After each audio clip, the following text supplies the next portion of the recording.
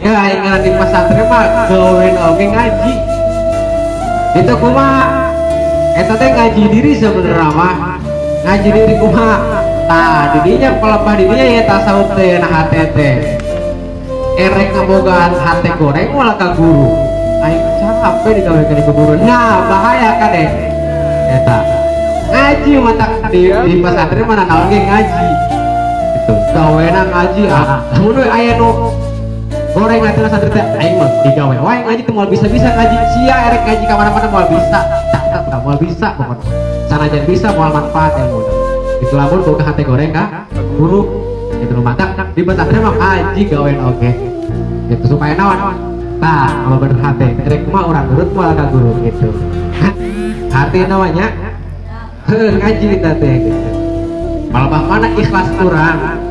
tapi ke mana ikhlas kurang harus jadi guru gitu